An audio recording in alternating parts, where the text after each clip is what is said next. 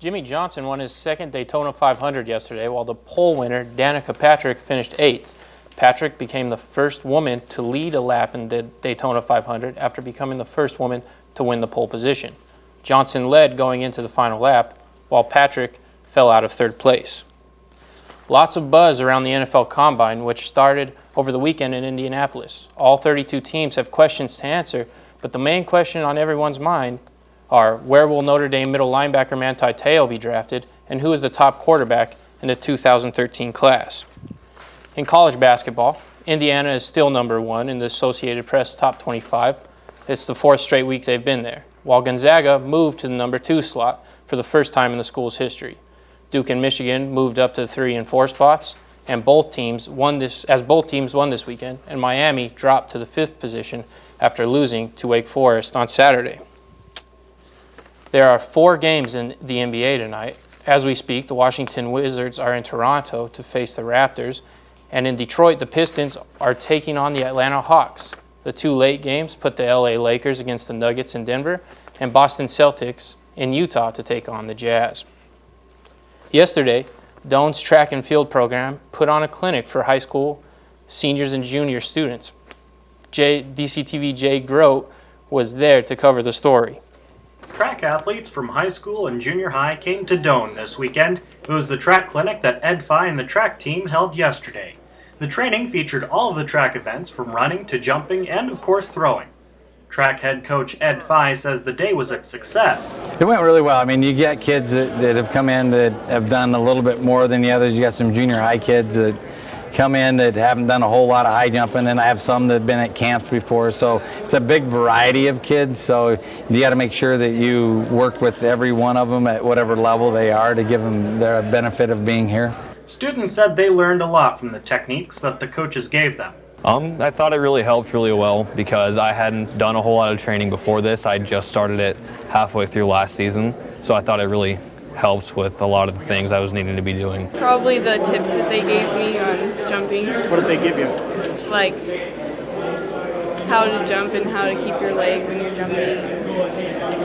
Fye says that the focus of the clinic is not to make students instantly better, but to give them the tools to use for the rest of the season to make themselves better. I mean, we work with them for 3 hours and they got to go home, and we can't really change a whole lot in 3 hours, but we can give them the knowledge of changing things in 3 hours. And if they take that home and work with it and they take the books that we have, they can be better. Students had a lot to say about Fye and his coaching methods. Since I've been coming to camps, I think he's a real fun guy to be around.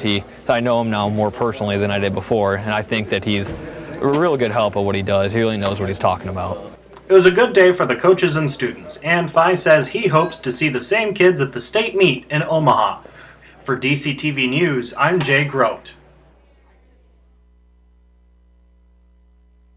Since they were swept 9-0 on February 9th by the 10th-ranked NAIA team, Bethany College. On Friday and Saturday, Doan beat Central Christian College and Simpson College, both 9-0. Doan is now 3-1 on the season. Their next match will be March 1st in Lincoln against Tabor College. On Friday evening, the women's tennis team at Doan beat Central Christian College 7-2 in Lincoln. The team is now on a 2-match winning streak after dropping their first 3 matches of the season. They will try to pull to an even record when they face Tabor College March 1st in Lincoln. The Doan basketball team did not have a game this weekend since they didn't advance in the GPAC tournament last week, but the NAIA Track Nationals are this weekend in Ohio, and Doan competitors will leave this week for that competition.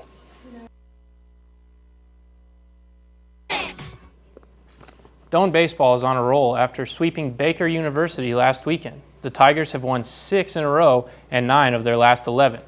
The pitching staff was dominant in the 4-game series, allowing only 2 runs. On Thursday, pitcher Ronaldo Saez flirted with perfection, carrying a perfect game into the 6th inning. He finished the day going 6 innings with 1 unearned run and 3 strikeouts. The Tigers' games for tomorrow against York College have been postponed, but the team will be back in action on Friday as they host Peru State College. The Doan softball team lost both of its games this weekend against Northwest Missouri State by scores of 9-3 and 11-4. With these losses, the Tigers fall to a record of 2-9 on the year. The next game for the Tigers was supposed to be tomorrow as they hosted Graceland University, but that game has been canceled due to the weather. The next games for the Tigers will be on March 17th as they travel to Claremont, Florida for the NTC Spring Games. Doane head track and field coach Ed Fye is the repeat GPAC Coach of the Year. Fye won the award after coaching both men's and women's indoor track teams to conference championships, the 7th in a row for the men and 3rd straight for the women. The women went on to place 4th at nationals, while the men finished 5th. Gonzaga remains atop the polls for the 2nd week in a row.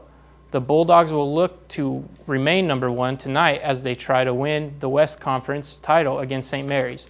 Duke jumped up to the number 2 spot in this week's poll after beating Virginia Tech and North Carolina last week.